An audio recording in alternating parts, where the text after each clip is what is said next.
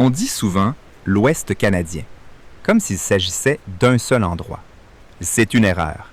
En traversant le Manitoba, la Saskatchewan, l'Alberta et la Colombie-Britannique depuis le Québec, vous parcourez 13 écozones distinctes. 13 mondes différents. Des prairies à herbes hautes aux forêts pluviales côtières, des plaines hudsoniennes aux sommets glacés des Rocheuses. Chaque territoire impose ses propres règles. Chaque écosystème possède ses propres créatures. Bienvenue dans l'Ouest canadien. Vaste, sauvage et bien plus complexe qu'il n'y paraît. À quelques heures de route à l'ouest du Québec, avant que la plaine ne s'ouvre sur l'immensité des prairies mixtes, se cache l'une des écozones les plus rares du continent. Ce n'est pas un paysage spectaculaire au premier coup d'œil. Pas de montagnes, de canyons, ni de fjords. Juste des herbes. Des herbes hautes allant à mi-poitrine, se balançant au vent chaud de juillet sous un ciel immense. Et pourtant, moins de 1% de cet écosystème indigène subsiste encore en Amérique du Nord. Dans ce tapis d'herbes ondulantes, 4 espèces remarquables ont forgé leur destinée. La première est si discrète qu'on pourrait marcher dessus sans la voir. En juillet, dans les rares parcelles de prairies encore intactes du refuge de Tolstoï, vole l'un des papillons les plus menacés du continent. L'Hespérie de Poweshiek ne mesure que 2 cm d'envergure.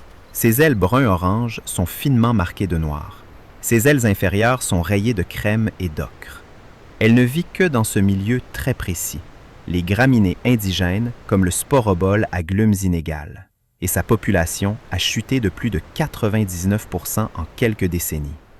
Un papillon qui tient à un fil, celui des herbes.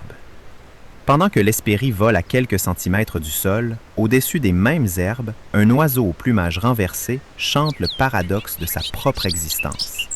Le mâle du goglu des prés semble avoir mis son plumage à l'envers. Sa poitrine et son ventre sont noirs, tandis que sa nuque est d'un jaune chamois lumineux et son dos blanc crème. Son chant est tout aussi singulier. Une cascade bullée électronique de sons métalliques rapides qui évoque plus le signal d'un robot que la mélodie d'un oiseau. Il hiverne en Amérique du Sud et parcourt plus de 12 000 km par an. La mécanisation agricole et la fauche précoce détruisent ses nids avant l'envol des oisillons. Une course perdue contre la machine. Sous ces mêmes herbes que chante le goglu, un œil attentif peut apercevoir un éclat vert émeraude disparaître dans les tiges. D'un vert émeraude saisissant sur le dessus, blanc ivoire sur le ventre, la couleuvre verte est l'un des serpents les plus beaux et les plus inoffensifs d'Amérique du Nord. Elle mesure rarement plus de 50 cm et son camouflage, dans les herbes hautes humides du Manitoba, est si parfait qu'elle est pratiquement invisible à 30 cm de distance. Ce que peu de gens savent, c'est qu'elle pratique parfois la ponte communautaire. Plusieurs femelles déposent leurs œufs dans un même site d'incubation, souvent sous une pierre plate exposée au soleil. Un secret partagé dans les derniers îlots de végétation indigène. Et à quelques centimètres sous les pieds de la couleuvre, dans les galeries d'un sol que des siècles d'herbes ont rendu riche et spongieux, vit le fondement invisible de toute cette chaîne alimentaire. Le campagnol des prairies est un petit rongeur brun de 10 cm dont la biologie sociale a fasciné les chercheurs bien au-delà des ornithologues. Contrairement à l'écrasante majorité des mammifères, ils forment des couples strictement monogames à vie. Les 2 partenaires se partagent les soins des petits, défendent ensemble leur territoire et montrent une détresse comportementale mesurable à la perte de leur partenaire. Il est devenu un modèle de recherche dans l'étude neurobiologique de l'attachement. Et sur le plan écologique, il est la proie centrale de toute la chaîne alimentaire des prairies. Bus, émerillons, renards, loutres et couleuvres en dépendent directement. La prairie à herbes hautes disparaît, mais dans ses derniers refuges manitobains, cette vie minuscule et tenace continue de tisser ses fils. Depuis l'extrême sud-est, en remontant radicalement vers les rives glacées du nord-est du Manitoba, le paysage se transforme. Au nord-est du Manitoba, là où le bouclier canadien plonge vers la mer intérieure, s'étend un monde à part. La baie d'Hudson n'est pas une mer ordinaire. Ses eaux peu profondes gèlent de novembre à juillet, transformant chaque hiver cet immense bassin en une banquise continentale de plus d'1 million de kilomètres carrés. La côte basse et spongieuse qui la borde au sud-est, les plaines hudsoniennes. est l'une des zones humides les plus étendues de la planète. En été, sous un soleil qui ne se couche presque pas, cette toundra côtière se couvre de mousse, de carex et de lichen. En hiver, la banquise revient, et avec elle, les rois de l'Arctique. Avec ses défenses d'ivoire pouvant atteindre 1 mètre de longueur, sa moustache fournie de 400 vibrisses sensorielles et sa masse de plus d'1 tonne, le morse atlantique est l'une des silhouettes les plus saisissantes du monde arctique. Sur les banquises et les estrans rocheux de la baie d'Hudson, les groupes se serrent par dizaines, un amoncellement de masse brun rosé qui renifle, grogne et se pousse. Ce que peu de gens savent, c'est que ces défenses ne servent pas à la chasse. Le morse fouille le fond marin avec ses vibrisses pour détecter les palourdes. Ces défenses servent à établir la hiérarchie sociale et à s'aider à remonter sur la glace.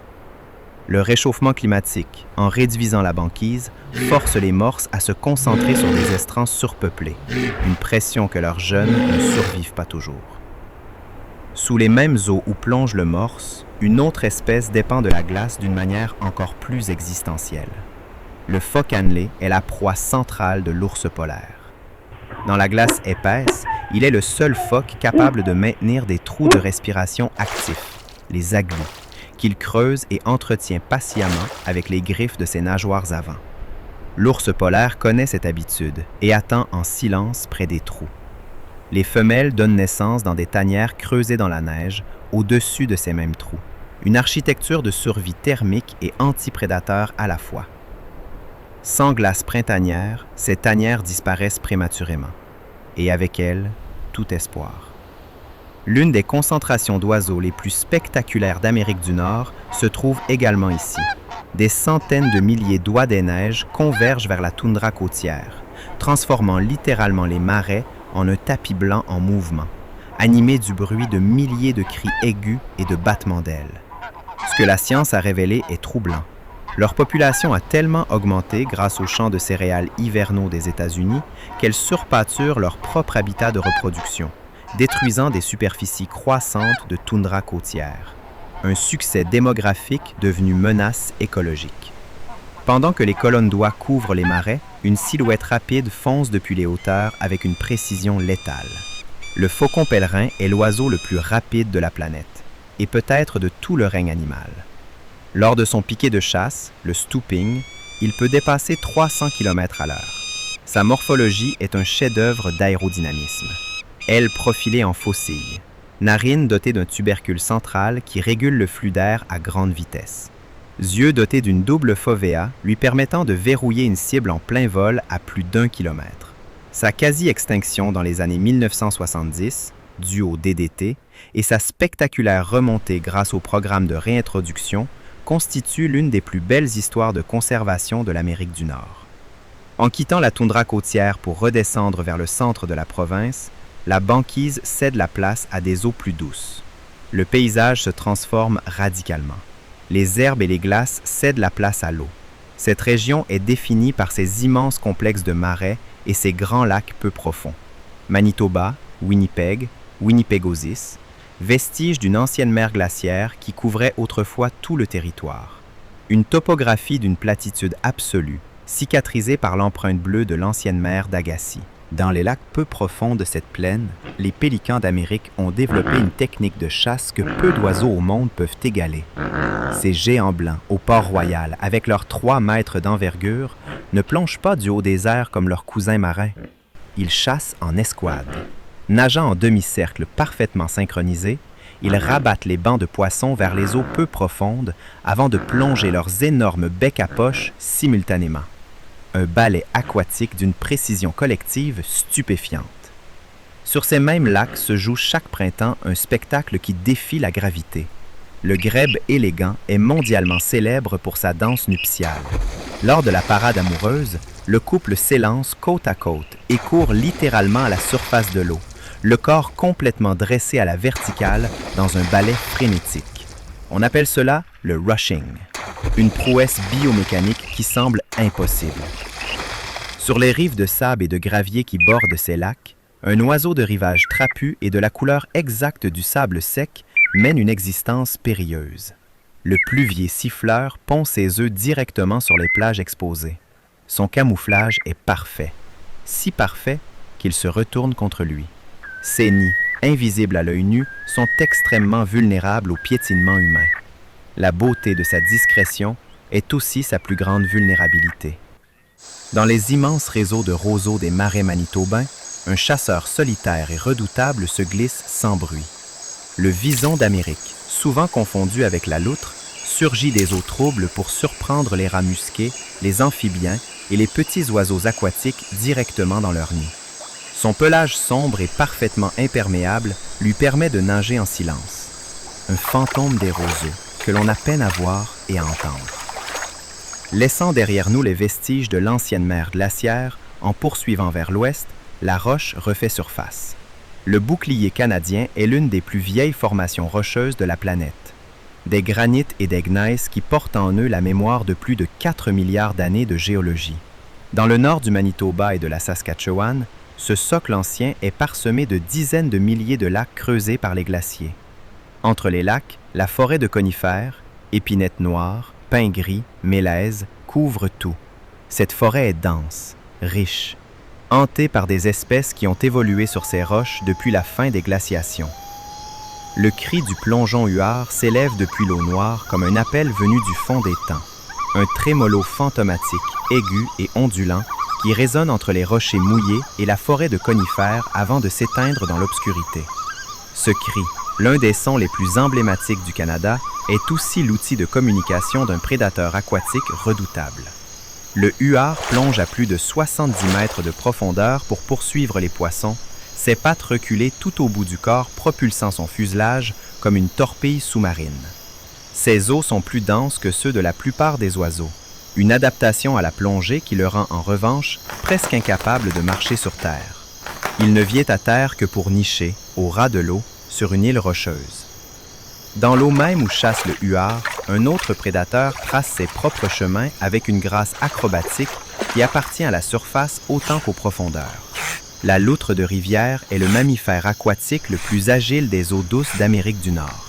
Son corps fuselé, ses pattes palmées, sa queue puissante en gouvernail et ses vibrisses ultra-sensibles en font un chasseur prodigieux. Elle peut rattraper une truite en plein sprint dans le courant. Elle est aussi connue pour son caractère joueur. Des individus ont été observés en train de glisser répétitivement sur des pentes enneigées ou des berges boueuses, apparemment pour le plaisir. Ce comportement ludique, rare chez les mammifères sauvages, témoigne d'une capacité de commission que les biologistes commencent seulement à mesurer. Sur les berges où la loutre pêche, dans les cimes des vieilles épinettes, un autre prédateur règne, celui-là dans les hauteurs de la canopée. La martre d'Amérique est une mustélidée de la taille d'un chat domestique. Pelage brun fauve, gorge ocre, oreilles rondes bien dégagées. Dans les vieilles forêts de conifères du bouclier, elle est le prédateur arboricole par excellence. Une vélocité et une souplesse stupéfiantes. Ses griffes semi-rétractiles et ses chevilles rotatives lui permettent de descendre des troncs la tête en bas, comme un félidé. Elle est l'indicatrice de la vieillesse forestière. Là où la coupe à blanc a simplifié la forêt, la martre disparaît. Sa présence est le signe d'une forêt vieille et complexe. Le prédateur ultime du lac lui-même attend, immobile, à l'ombre d'un rocher submergé. Le grand brochet est le prédateur au sommet de la chaîne alimentaire de ces lacs. Son corps en torpille peut dépasser 1,20 mètre. Sa gueule hérissée de dents acérées est capable d'engloutir des proies représentant jusqu'à 1/3 de sa propre longueur. Sa technique de chasse repose sur l'embuscade totale. Parfaitement immobile dans un couvert d'herbier ou d'ombre rocailleuse, il attend que la proie soit à portée de bond. L'attaque est foudroyante, moins d'1 dixième de seconde entre l'immobilité et la capture. Dans les lacs froids et clairs du bouclier, il vit jusqu'à 25 ans, une mémoire vivante des eaux précambriennes. Au-delà du pays de lacs et de granit, le paysage se transforme en quelque chose d'unique. Des bosquets de trembles ponctuant un vaste océan de prairies indigènes. Ni forêt, ni plaine. Les deux, ensemble. C'est le paradis de l'effet de lisière, où les espèces des plaines rencontrent celles des bois dans une mosaïque écologique que l'on ne retrouve nulle part ailleurs. Dans les clairières de cette forêt-parc, de petits monticules de terre signalent une présence que peu remarquent. Le gaufre gris est un rongeur dont la vie se passe exclusivement sous la surface. Ses énormes incisives ont la particularité de pousser à l'extérieur de ses lèvres, ce qui lui permet de creuser la terre sans avaler de poussière. En retournant constamment le sol, il aère les prairies clairsemées de trembles, favorisant la diversité végétale et créant des abris pour des dizaines d'autres espèces. Un ingénieur invisible dont l'œuvre est écrite dans chaque butte de terre. Sur les épines des buissons et les fils barbelés qui quadrillent ce paysage, des carcasses d'insectes, de souris et de grenouilles sont empalées, comme dans une boucherie à ciel ouvert. La pie-grièche migratrice est un oiseau chanteur au masque noir qui a l'âme et le régime alimentaire d'un rapace. N'ayant pas de serre assez puissante pour maintenir ses proies, elle a développé une technique aussi macabre qu'ingénieuse. Elle empale systématiquement ses captures sur les épines des buissons ou les fils barbelés. Ce garde-manger suspendu lui permet de déchiqueter sa nourriture ou de la conserver pour les jours difficiles. Mais cette espèce est en voie de disparition, et sa boucherie à ciel ouvert se fait de plus en plus rare. La moufette rayée a trouvé dans la forêt-parc un environnement taillé sur mesure. Elle profite des bosquets de trembles le jour pour s'aventurer dans les prairies adjacentes à la tombée de la nuit. On peut observer les petites dépressions coniques qu'elle creuse frénétiquement dans le sol à la recherche de son repas favori, les larves de scarabées. Un fouineur du crépuscule dont la présence, malgré sa réputation, révèle la santé des sols. Aux marges de cette forêt-parc, un serpent accomplit chaque automne l'un des rassemblements les plus extraordinaires du règne animal. La couleuvre rayée à flanc rouge rejoint des gouffres calcaires souterrains et profonds où elle se regroupe par dizaines de milliers pour hiberner. Un immense nœud de reptiles vivants s'enroulant les uns aux autres pour conserver une infime chaleur corporelle contre les hivers mortels des prairies canadiennes. Un spectacle souterrain que peu d'yeux humains ont jamais vu. En glissant plus à l'ouest, vers les grandes plaines du sud de la Saskatchewan et de l'Alberta, la forêt disparaît. On n'y traverse pas un décor de carte postale. On traverse l'un des territoires les plus exploités de la planète. Les routes y sont droites comme des règles. Le quadrillage du cadastre colonial y a découpé la prairie en sections parfaites d'1 kilomètre carré. Et pourtant, en s'éloignant des champs cultivés, les vestiges d'une mer d'herbes indomptables sont encore là. Moins de 20% de l'écosystème indigène a échappé à l'agriculture. Mais dans ce qui reste, la vie est extraordinaire. Sur un simple poteau en bordure de champ, le plus petit faucon du continent surveille les herbes courtes. La cresserelle d'Amérique ne pèse que 100 grammes, mais son plumage est d'une sophistication remarquable. Couronne bleu-grise, dos roux barré de noir, ventre chamois ponctué de taches noires rondes. Un bijou de prédateur. Sa technique? Un vol stationnaire au-dessus des herbes courtes, puis une plongée rapide et précise sur une sauterelle ou un campagnol. Mais la cresserelle est en déclin. Perte de sites de nidification, disparition des insectes, érosion de la prairie indigène. Un fil de plus qui se rompt dans la trame. D'autres espèces préfèrent construire leurs propres opportunités directement dans le sol. Le blaireau d'Amérique est le promoteur immobilier de la faune des prairies. Ses griffes de 5 cm, ses muscles hypertrophiés, sa morphologie aplatie lui permettent de s'enfoncer dans un sol dur en moins de 2 minutes. Il chasse les spermophiles dans leur terrier et peut en creuser jusqu'à 50 par mois. Ces terriers abandonnés sont immédiatement réutilisés. Le renard véloce, la chouette des terriers, les serpents et les lézards s'y installent. Le blaireau creuse, et toute une communauté le suit. À l'aube des matins d'avril, sur les rares prairies d'armoises qui subsistent dans le sud de l'Alberta, se déroule l'un des spectacles naturels les plus extraordinaires et les moins connus du Canada. Les mâles tétras des armoises, le plus grand tétras d'Amérique du Nord, pesant jusqu'à 3,6 kg, convergent vers des sites de parade ancestraux appelés lecs, utilisés depuis des décennies. Là, dans la lumière blanche et froide de l'aube, ils se mettent en scène. Ils dressent leur queue en éventail, 15 plumes pointues. Ils gonflent 2 immenses sacs aériens jaune-vert sur leur poitrine, qu'ils percutent avec leurs ailes dans un rythme syncopé, produisant un son guttural et bulbeux tout à fait unique au monde. Ce spectacle est en train de disparaître. Au Canada, la population totale de tétras des armoises est estimée à seulement 120 à 200 individus matures. L'armoise représente jusqu'à 80% de son régime alimentaire en hiver. Supprimer l'armoise, c'est supprimer le tétras. Les deux ne font qu'un. 2 fois par an, les prairies de la Saskatchewan et du Manitoba sont le théâtre d'un spectacle d'une ampleur épique. Des dizaines de milliers de grues du Canada transitent par ces terres. Un oiseau de 120 cm de hauteur, 2 mètres d'envergure, plumage gris ardoise et calotte rouge vif. Son cri, un clairon rauque et roulant portant jusqu'à 3 km. Des fossiles de grues du Canada, vieux de 2,5 millions d'années, ont été retrouvés en Floride. C'est l'une des plus anciennes espèces d'oiseaux vivantes de la planète.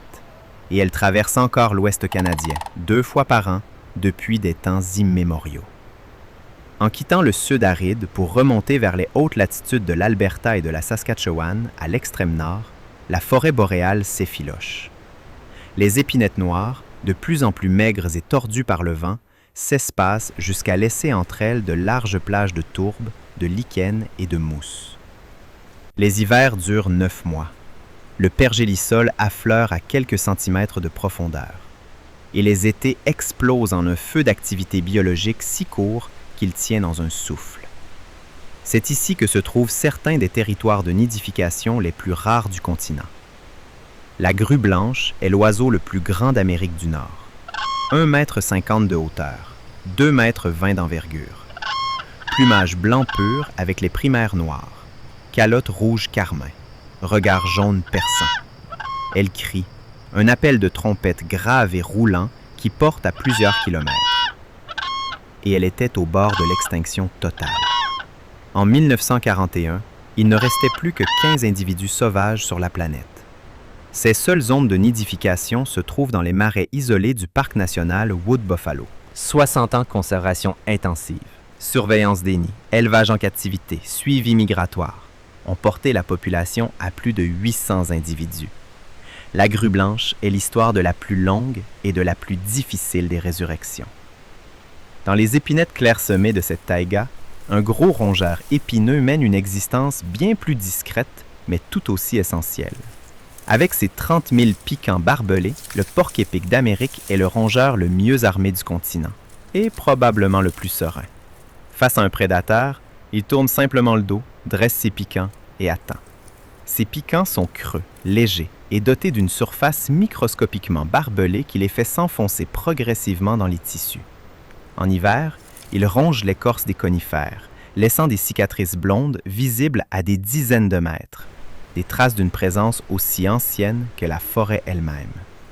Dans les arbres que grignote le porc-épic, un autre habitant de la taïga surveille tout depuis les airs avec une intelligence que peu d'animaux sauvages peuvent lui disputer. Le grand corbeau est l'oiseau le plus intelligent des forêts boréales et l'un des plus intelligents de la planète. Capable de résoudre des problèmes à plusieurs étapes, d'anticiper les comportements des autres animaux et même de mentir, oui, de simuler une cache vide pour tromper un congénère. Dans la taïga de l'extrême nord, il a développé une stratégie de survie hivernale remarquable. Il s'associe parfois au loup. En repérant une carcasse depuis les airs et en appelant le loup pour l'ouvrir, il accède à de la viande qu'il ne pourrait pas dépecer seul. Un mutualisme cognitif entre deux des animaux les plus intelligents de la forêt boréale. Son envergure peut dépasser 1,20 m, le plus grand passériforme du monde, et son cri grave, guttural, résonne dans la forêt morte de l'hiver comme la voix de la taïga elle-même. Si le corbeau domine les airs par son intelligence, d'autres habitants de la taïga ont choisi l'endurance silencieuse comme stratégie. La mésange à tête brune est l'un des oiseaux les plus résistants au froid d'Amérique du Nord. Ce minuscule passereau de 10 grammes ne migre pas, n'hiberne pas et ne se blottit pas en groupe pour survivre aux hivers de moins 40 degrés. Il affronte le froid seul, armé de 2 adaptations prodigieuses. La première est physiologique. Il peut abaisser sa température corporelle en hypothermie nocturne contrôlée, réduisant sa consommation d'énergie de 25%. La seconde est cognitive. Il mémorise et retrouve des milliers de caches alimentaires disséminées dans un territoire de plusieurs hectares. Et son hippocampe grossit littéralement chaque automne à mesure que les besoins de mémorisation augmentent. Dans la taïga la plus sombre, sous les épinettes noires courbées par la neige, la grue, le porc-épic, le corbeau et la mésange survivent. Pas par miracle, par ingénierie. En redescendant légèrement des confins subarctiques pour poursuivre vers l'ouest, l'air sec des plaines s'alourdit peu à peu d'une odeur résineuse. La lumière se fait plus rare, filtrée par des millions d'aiguilles. Les épinettes noires et blanches s'étendent à perte de vue. L'hiver dure 7 à 8 mois. Les températures descendent à -40. Dans ce silence épais, que brise parfois le craquement d'un tronc gelé ou le tambourinage frénétique d'un grand pic sur un bouleau mort, la vie a forgé des solutions d'une ingéniosité radicale. Bienvenue dans la taïga. Et sous le lourd silence de ces bois sans fin, le sol spongieux finit toujours par trembler sous l'approche d'un colosse. Le bison des bois est le plus grand mammifère terrestre d'Amérique du Nord. Les mâles adultes peuvent dépasser 900 kg et 2 mètres au garrot. Sa bosse dorsale haute et triangulaire, non pas une réserve de graisse, mais une montagne de muscles ancrés à des vertèbres allongées, lui permet d'utiliser sa lourde tête comme un pendule pour pulvériser la croûte de glace et déblayer la neige profonde. Ses sabots larges et évasés lui permettent de se déplacer avec une surprenante aisance dans la boue des tourbières et la neige profonde. Son histoire est parmi les plus dramatiques de la conservation nord-américaine. La chasse du 19e siècle réduisit les populations mondiales à moins de 300 individus. Aujourd'hui, dans les tourbières spongieuses du parc national Wood Buffalo, observer un troupeau de bisons des bois à l'aube est une expérience qui coupe le souffle. Ces masses sombres émergent lentement de la brume matinale, leur souffle formant des panaches de vapeur dans l'air glacé. Le sol tremble sous leurs pas. C'est une architecture animale qui n'a pas changé depuis la fin des glaciations. Quand l'obscurité totale enveloppe la forêt boréale, une silhouette surgit sans bruit d'un tronc et traverse l'espace entre deux arbres en un vol silencieux et parfaitement maîtrisé. Le grand polatouche ne vole pas, il plane. Sa membrane de peau élastique s'étend de son poignet à sa cheville, formant un cerf-volant biologique. Il peut effectuer des virages à 90 degrés en plein vol, atterrissant toujours tête en haut sur un tronc vertical pour bondir immédiatement si la chouette lapone surgit. Il pèse 150 grammes et résiste à des températures de -40 degrés. Il n'hiberne pas. En hiver, jusqu'à 12 individus se regroupent dans la même cavité, formant une boule de fourrure dense et chaude.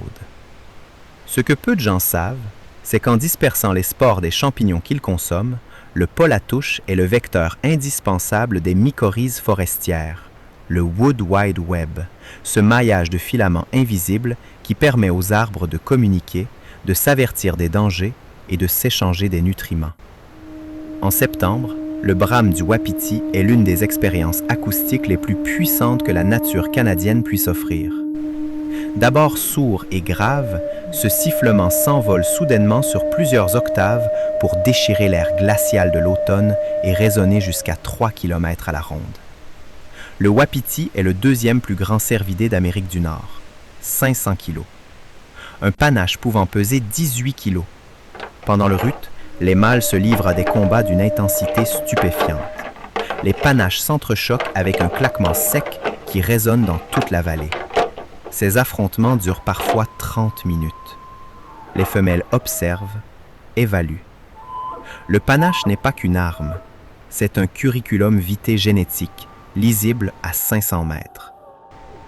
Là où s'achève l'océan d'Épinette, la géographie se rebelle.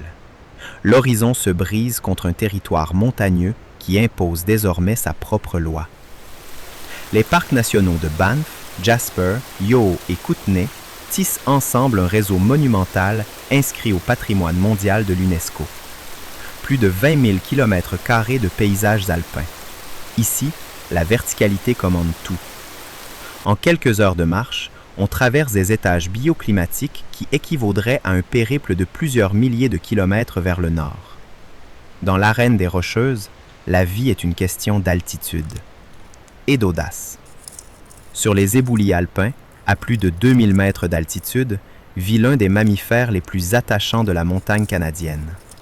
Le pica d'Amérique ne dépasse pas 200 grammes. Il n'hiberne pas.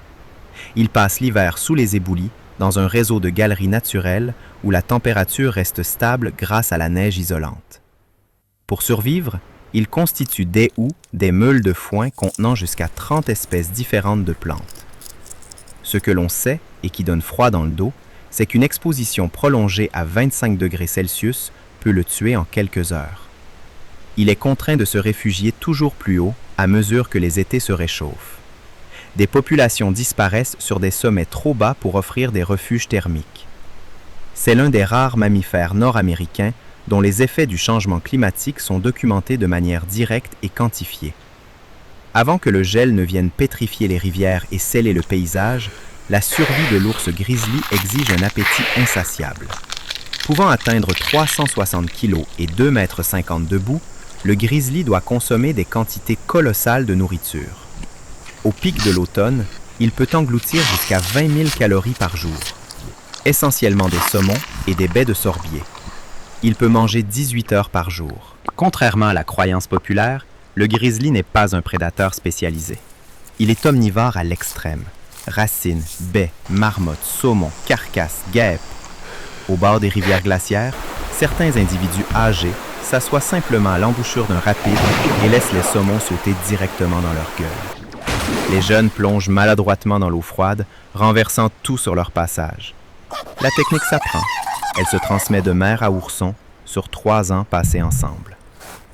Ce que l'on mesure à peine, c'est son rôle de jardinier. En creusant à la recherche de racines et de rongeurs, il peut bouleverser jusqu'à 30 000 kilos de terre par saison dans certains secteurs.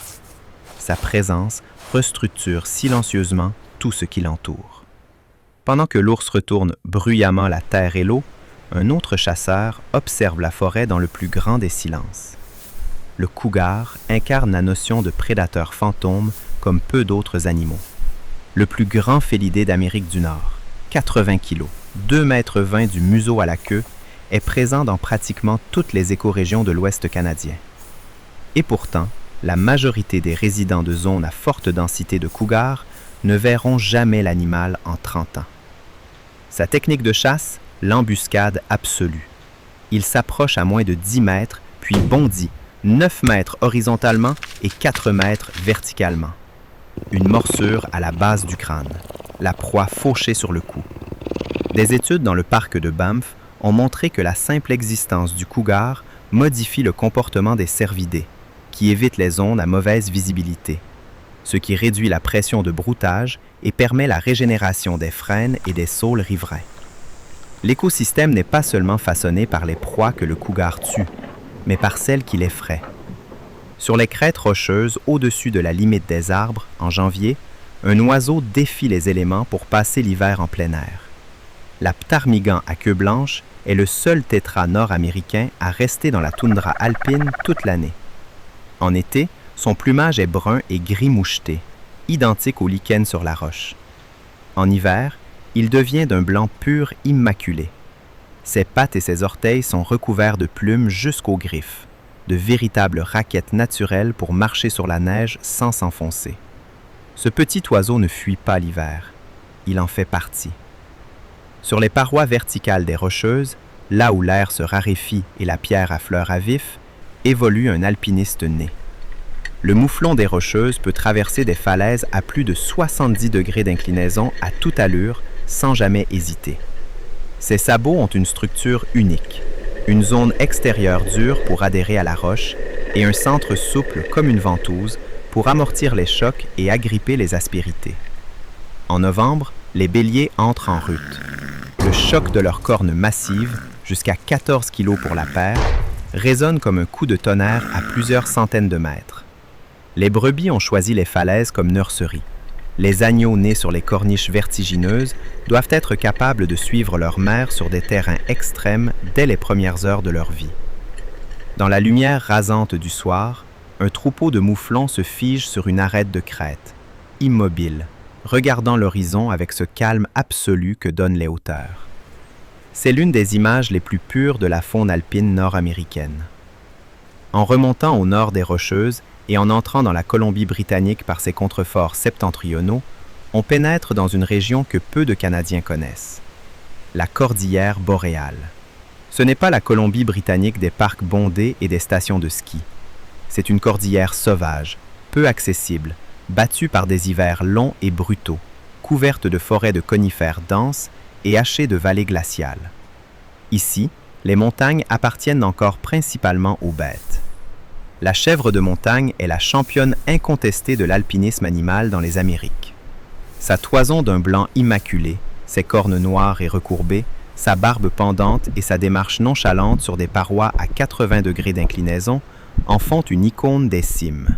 Contrairement au mouflon des Rocheuses qui privilégie les pentes ouvertes, la chèvre de montagne, elle, colonise les falaises verticales les plus inaccessibles. Plus haut, plus au nord, sur une roche toujours plus hostile. Ses sabots ont une structure unique, un bord extérieur dur pour s'agripper aux arêtes et une semelle centrale souple, élastique, comme un véritable patin d'escalade.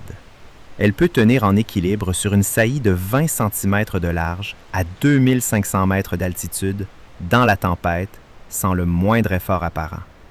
Sur les mêmes crêtes, mais vers les versants plus dégagés, un autre ongulé au pelage sombre défie l'isolement, le mouflon de Stone. C'est l'endémique gris des cimes nordiques, la sous-espèce propre aux montagnes du Yukon et du nord de la Colombie-Britannique. Là où le mouflon des Rocheuses est brun fauve, le Stone arbore un pelage gris ardoise, presque chocolat, avec une culotte blanche caractéristique. Ses cornes, en spirale complète chez les vieux mâles, peuvent atteindre 1 mètre de longueur. Dans les rudes montagnes subarctiques de la cordillère boréale, il est adapté à des conditions bien plus sévères que ses cousins du sud. Sous les crêtes, dans le chaos des éboulis, une marmotte robuste surveille les alentours depuis son rocher sentinelle. On l'appelle la siffleuse, pour son cri d'alarme aigu et strident. Une véritable détonation sonore qui traverse la montagne. La marmotte des Rocheuses peut dépasser les 5 kilos. C'est 2 fois la masse d'une marmotte commune. Elle hiberne jusqu'à 9 mois par an, perdant près de la moitié de son poids. Sa veille estivale est une performance. Depuis son promontoire, elle surveille le ciel pour les aigles royaux et siffle l'alarme en code. Un sifflet long pour le prédateur aérien, 2 courts pour celui au sol. Dans les mêmes éboulis, un cousin bien plus petit tient son bout de territoire. Plus trapu que son cousin des Rocheuses, il porte sur la nuque une tache de fourrure grisâtre. Contrairement à la marmotte, lui n'hiberne pas. Il constitue des meules de foin pour survivre aux 9 mois d'hiver. Mais là où le pica des Rocheuses est déjà fragilisé par le réchauffement, le pica à collier jouit encore de la sécurité des latitudes subarctiques. Il pourrait devenir, demain, l'ultime refuge de son espèce. Dans la cordillère boréale, la vie ne se donne pas. Elle se gagne, centimètre par centimètre, sur la roche froide et sous un vent qui ne s'arrête jamais. En redescendant vers le centre de la province, sur le vaste plateau central, le climat devient continental, extrême. Des hivers glaciaux, des étés chauds et une forêt dense, dominée par les épinettes et les sapins subalpins. Un îlot forestier rigoureux, clos entre des barrières de pierre. C'est ici que le tétras du Canada accomplit un véritable exploit métabolique.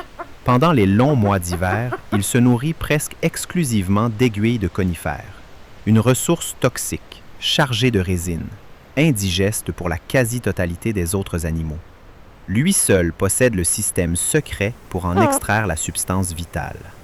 Dans cette même forêt, une petite chouette très secrète règne sur les nuits les plus sombres, la nyctalée de Tengmalm. C'est un prodige de l'évolution acoustique. Son crâne est asymétrique. L'une de ses oreilles est placée plus haut que l'autre. Cette particularité lui confère une triangulation sonore parfaite. Elle est capable de foncer avec une précision mortelle sur un rongeur caché sous 30 cm de neige, sans même l'avoir vu. Contrairement à la majorité des pics, le pic à dos rayé, lui, n'a que 3 doigts. Une adaptation pour marteler les troncs gelés avec plus de force. C'est l'un des rares oiseaux à prospérer lors des catastrophes. Il s'installe en masse dans les forêts ravagées par les incendies ou les épidémies d'insectes. Là, sur le bois mort, il martèle sans relâche pour se gaver de larves sous l'écorce meurtrie. Là où tout semble perdu, lui, il prospère. Dans les étangs et ruisseaux lents de la forêt sous-boréale, un amphibien exceptionnellement robuste attend la débâcle. La grenouille maculée de Columbia passe l'hiver profondément enfouie dans la vase non gelée au fond des plans d'eau. Elle réduit son métabolisme à presque rien, absorbant un infime filet d'oxygène à travers sa peau, attendant patiemment le court été de l'intérieur continental. Une existence suspendue, un pari sur le retour du printemps. En descendant des hauts plateaux vers le sud, on entre dans un univers totalement inattendu. On pense souvent que la Colombie-Britannique n'est que forêt verte et océan. Mais derrière les montagnes qui retiennent les nuages, la vallée de l'Okanagan est chaude et aride. Un paysage digne du sud des États-Unis. Des cactus, des serpents à sonnettes, des versants dorés qui brûlent sous le soleil de juillet.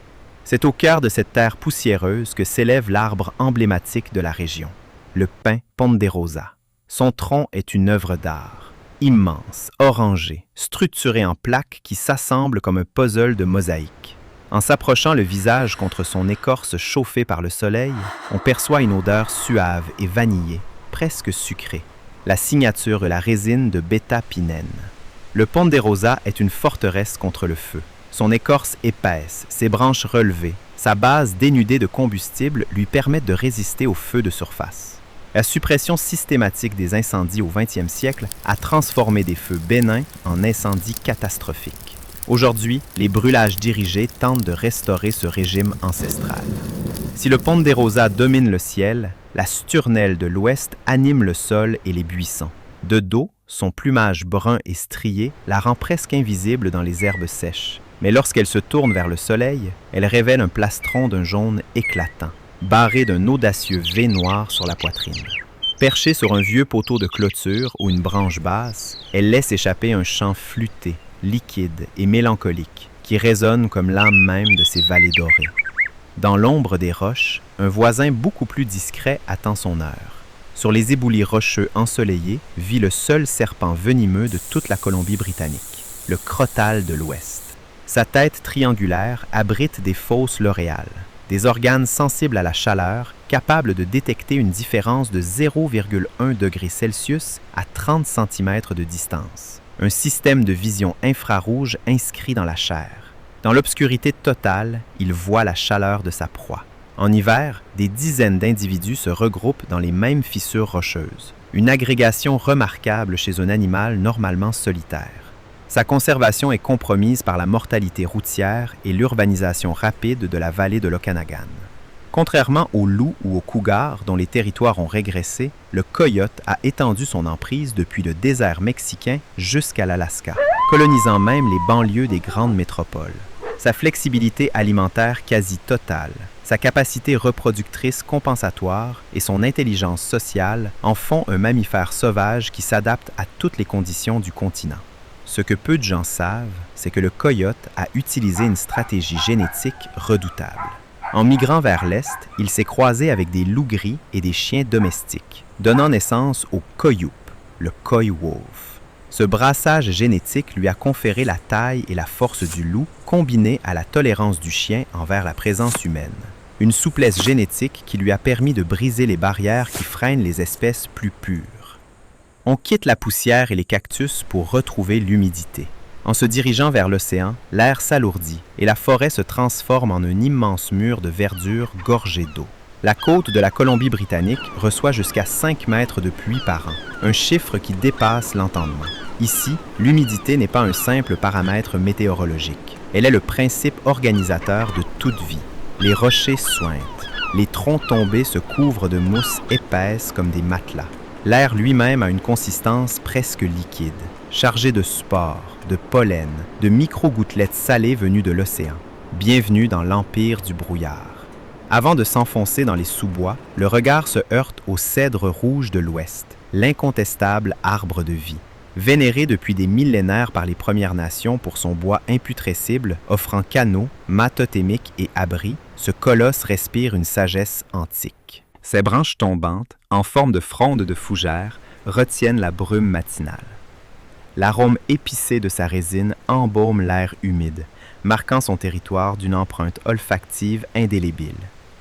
C'est lui qui dresse les murs de cette cathédrale végétale. Si le cèdre rouge est le monarque centenaire de cette forêt, la pruche de l'Ouest en est l'âme silencieuse.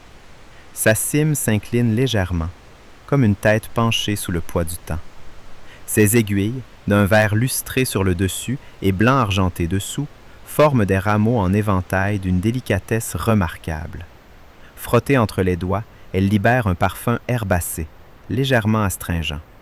Des analyses dendrochronologiques sur l'île de Vancouver ont révélé que certaines pruches de la canopée ont passé leurs 100 premières années dans l'obscurité quasi totale, cachées dans la litière d'un tronc mort, avant d'exploser vers le ciel lorsqu'un géant tombe. C'est cela, la stratégie de la pruche. Attendre et triompher. Dans ces cônes minuscules, les plus petits de tous les conifères nord-américains, se nourrit le ciserin flammé. Ce petit oiseau nordique est une boule d'énergie infatigable. On le reconnaît à sa petite calotte rouge vif et à sa tache noire sous le bec. Pour survivre aux hivers humides de la côte, il a développé une petite poche dans son œsophage qui lui permet de stocker des graines de pruche en vitesse pour les digérer plus tard, bien à l'abri du vent. Un expert de la voltige, capable de se suspendre tête en bas aux cônes minuscules pour en extraire les semences avec une précision chirurgicale. Avec ses 6 grammes, le poids d'une pièce de 2 $, le roitelet à couronne rubis est l'un des plus petits oiseaux du pays. Il est presque toujours en mouvement, agitant nerveusement ses ailes pour débusquer des insectes sous les aiguilles. Le mâle cache un secret, une crête rouge éclatante qu'il ne déploie que lorsqu'il est excité ou pour défendre son territoire. Son nid est une merveille d'ingénierie. Un petit panier suspendu, tissé avec de la soie d'araignée et des plumes, si bien isolé qu'il permet à ce minuscule corps de conserver sa chaleur même sous la pluie battante. Debout dans cette forêt humide, entouré de pruches et de cèdres, il arrive que le regard accroche quelque chose d'improbable. Un tronc d'une circonférence qui dépasse l'imagination, dont l'écorce rouge cannelle évoque une autre époque du monde. Le séquoia géant n'est pas natif de la Colombie-Britannique. Son territoire d'origine est la Sierra Nevada de Californie, entre 1400 et 2100 mètres d'altitude. Mais le climat doux et humide du littoral britanno-colombien lui convient remarquablement bien, et des spécimens remarquables ont été plantés comme arbres ornementaux à Victoria et à Surrey, notamment au Morgan Creek Golf Course. C'est l'espèce la plus massive qui ait jamais existé sur Terre. L'arbre connu sous le nom de General Sherman, en Californie, pèse à lui seul plus de 1350 tonnes. Il peut atteindre 83,8 mètres de hauteur et 11 mètres de diamètre à la base. Pourtant, ce colosse naît d'une graine qui tient dans la paume de la main. Son secret de longévité est inscrit dans son écorce. Épaisse de 60 cm, gorgée de tanins qui la rendent pratiquement ininflammable et insensible aux insectes xylophages. Le feu, loin de le tuer, lui est profitable. La chaleur des incendies fait s'ouvrir ses cônes et libère les graines sur un sol fraîchement fertilisé par les cendres. Les spécimens des jardins de Victoria sont encore jeunes à l'échelle de l'espèce. Leurs homologues californiens les plus anciens ont entre 2000 et 3000 ans. Ils étaient déjà des arbres matures à l'époque de l'Empire romain. La forêt côtière abrite ainsi 2 formes de patience. Celle de la pruche, qui attend dans l'ombre qu'un géant tombe, et celle du séquoia, qui devient lui-même le géant que rien ne peut faire tomber. À mesure que l'on quitte le sous-bois pour gagner le rivage, l'océan se révèle. Et dans ces eaux froides et sombres, d'autres animaux nous attendent. Centaines de mètres du rivage, là où les laminaires géantes oscillent dans le courant, évolue l'un des ingénieurs les plus remarquables du Pacifique. La loutre de mer ne possède aucune graisse sous-cutanée. Sa survie thermique repose entièrement sur sa fourrure, la plus dense du règne animal, jusqu'à 150 000 poils par centimètre carré, 10 fois plus que l'ensemble de la chevelure humaine, concentrée sur un seul centimètre. Cette fourrure prodigieuse a failli la condamner. La traite du 18e siècle réduisit les populations mondiales à moins de 2000 individus. Sur la côte de la Colombie-Britannique, elle disparut entièrement. Sa réintroduction entre 1969 et 1972, à partir de populations alaskiennes, constitue l'un des exemples de résurrection écologique les plus spectaculaires au monde. Son rôle est celui d'un ingénieur d'écosystème. En se nourrissant voracement d'oursins, jusqu'à 25% de son poids corporel par jour, elle régule les populations qui, sans contrôle, dévasteraient les forêts de laminaires dont dépendent des centaines d'espèces marines. Les femelles élèvent leur unique petit en mer, sur le dos, flottant à la surface. Pour éviter qu'il dérive, elles l'enroulent parfois dans un rideau de laminaires, comme dans un berceau d'algues. Un spectacle d'une tendresse saisissante au milieu du Pacifique. Allongée sur le dos, elle place un oursin sur son poitrail et le frappe avec un caillou soigneusement choisi, stocké sous son aisselle. L'un des rares exemples d'utilisation d'outils chez les mammifères marins. Sur les rochers battus des îlots, les colonies de lions de mer de Stellaire constituent une agression sonore et olfactive totale. Le mâle dominant, un tonneau de 1000 kg, 3 mètres de longueur, émet une vocalisation grave et rauque que l'on entend à plusieurs kilomètres. L'odeur de la colonie précède de loin la vision des premiers individus. Contraint de se rabattre sur des espèces moins riches en graisse, le lion de mer de Stellaire est aujourd'hui victime du syndrome de la malbouffe océanique. Il s'épuise à chasser des proies faibles en calories et finit par s'affamer à petit feu, même le ventre plein. À proximité, les cormorans de Brandt tendent leurs ailes face au vent pour sécher leur plumage après un plongeon de chasse. Une posture héraldique, presque théâtrale, comme des gardiens noirs sur les corniches de pierre. Au large des îles, là où les fjords débouchent sur le détroit de Georgia et le passage de Johnston, une dorsale noire tranche la surface grise de l'eau, puis une autre. L'épaulard, communément appelé orque, est le plus puissant prédateur des océans. Aucun autre animal marin ne lui dispute ce titre. 6 mètres pour les femelles, 9 pour les mâles, 6 tonnes en moyenne et une intelligence sociale qui n'a pas d'équivalent chez les cétacés. Les eaux de la Colombie-Britannique abritent 2 populations au comportement radicalement distinct. Les résidents, les plus célèbres, qui fréquentent le détroit de Georgia et le passage de Johnston, se nourrissent exclusivement de saumon, en particulier du saumon chinook. Ils vivent en clans matrilinéaires stables, transmettent leurs techniques de chasse de génération en génération et possèdent des dialectes vocaux distincts d'un clan à l'autre, des séquences de clics et de sifflements identifiables par les chercheurs à l'oreille. Ceux qu'on nomme les transitoires, eux, chassent les mammifères marins, phoques, otaries, marsouins, en petits groupes furtifs, dans un silence quasi total pour ne pas alerter leur proie. Les résidents du Sud sont classés en voie de disparition. Leur survie est directement liée à l'abondance du saumon chinook. Les hivers difficiles se lisent dans l'état physique des individus, un creux post-caudal visible, les côtes saillantes sous la peau. La santé des orques est le reflet exact de la santé du saumon. Sur ces mêmes rochers où mugissent les lions de mer, proie favorite des transitoires, et où plongent les cormorans, une présence bien plus discrète observe la marée depuis les lisières, ignorant les ombres noires qui sillonnent le large. Dans la grande forêt pluviale, un loup n'est pas comme les autres. Il nage entre les îles. Il retourne les rochers à marée basse. Il plonge la gueule dans les flaques pour saisir des poissons piégés. Jusqu'à 90% de ses calories viennent de l'océan. Des traversées de plusieurs kilomètres à la nage ont été documentées. Ces coussinets sont proportionnellement plus larges et offrent une meilleure adhérence sur les rochers couverts d'algues. Contrairement au loup du reste du pays, celui-ci est une sous-espèce à part entière, dotée d'un manteau parfaitement imperméable. Dans les traditions des Premières Nations Heiltsuk et Wickinuxvé, ces loups sont des gardiens spirituels des eaux et des forêts. Leur coexistence millénaire a engendré un équilibre, inscrit dans les mémoires des aînés comme dans la distribution même des espèces. Ce prédateur marin à pattes dépend d'une ressource vitale qui, à chaque automne, entreprend un voyage héroïque pour revenir vers la forêt.